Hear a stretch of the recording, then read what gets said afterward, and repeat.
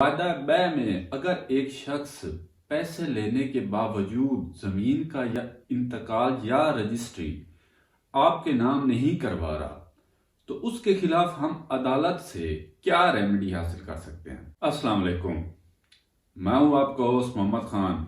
आज civil law के मुतल्लिक़ एक नई वीडियो में आपको खुशामदीद कहते हैं।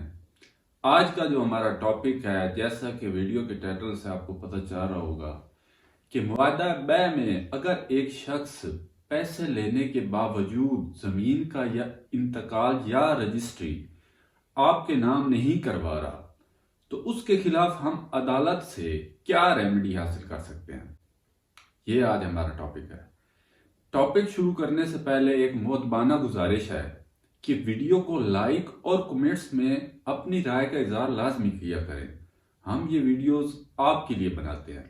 अगर आप अपना कोई पर्सनल मैटर डिस्कस करना चाहते हैं तो हम अपना फेसबुक लिंक डिस्क्रिप्शन में दे देंगे, आप वहां हमें पर्सनली तौर पर कांटेक्ट कर सकते हैं। तो जनाब, टॉपिक शुरू करते हैं। सबसे पहले, अगर एक आदमी अपनी इमूवेबल प्रॉपर्टी गैर मनकूला जायदाद जो एक जगह से दूसरी जगह मूव ना हो सकती हो, वो किसी खास कीमत के इवज किसी दूसरे शख्स को बेचने का मुआहदा करता है तो इसको हम मुआहदा बै कहते हैं, एग्रीमेंट टू सेल कहते हैं। अब कानूनी तौर पर जो मुआहदा बै इसको रजिस्टर करवाना लाजमी होता है। इसकी दो सूरत हाल है, या तो जमीन स्टाम्प पर किसी खास मकान और जमीन की रजिस्ट्री जिसे हम कहते हैं, या दूसरा तहसीलदार पटवारी के सामने बेचने वाला बयान दे के जमीन दूसरे लेने वाले शख्स के नाम करता है जिसको हम इंतकाल कहते हैं।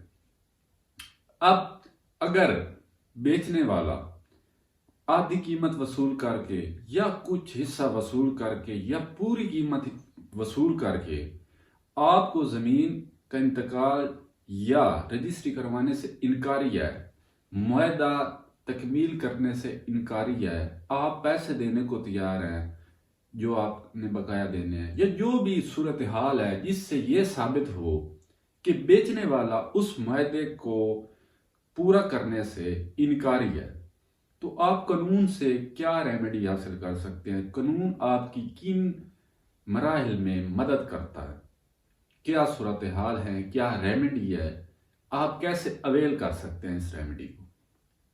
तो सबसे पहले, अगर ऐसी सूरत हाल हो जिसमें बेचने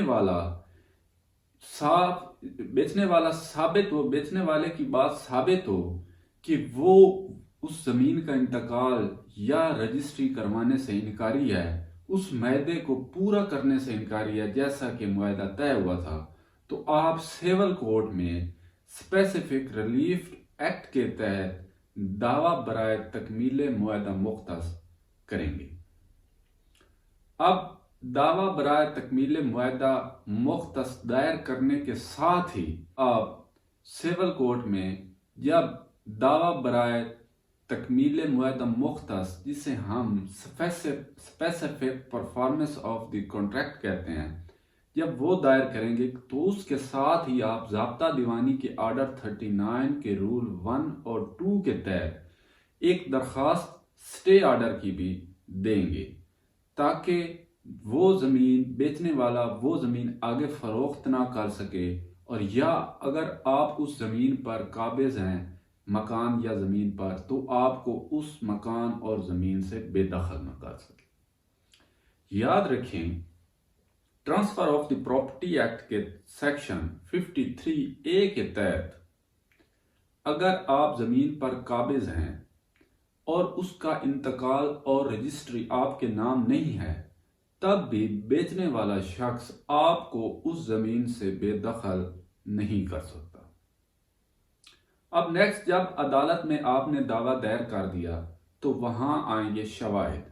आपने वहां शवाहिद देने होंगे कि क्या आपने पूरी रकम आपने अदा कर दी, आपने आधी रकम अदा कर दी, आप बाकी रकम देने को तैयार हैं, लेकिन बेचने वाला शख्स मुआहदा तकमील करने को तैयार नहीं है, वो आपको जमीन का इंतकाल या रजिस्ट्री करवाने से इनकारी है तो अदालत उस शख्स को हुक्म देगी कि मुआहदे की तकमील करे जैसा कि तय हुआ था।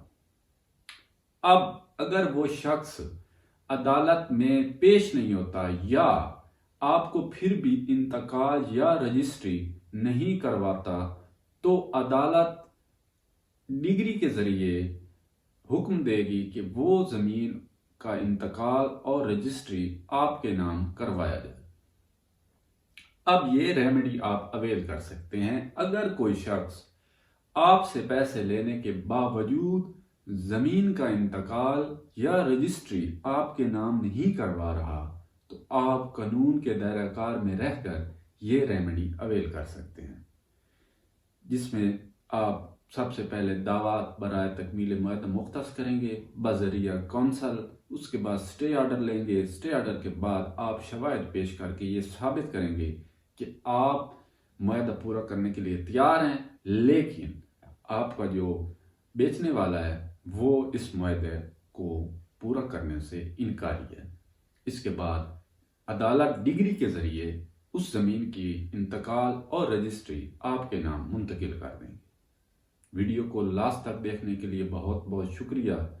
अगली वीडियो के लिए इजाज़त दीजिए। अल्लाह हाफ़िज़।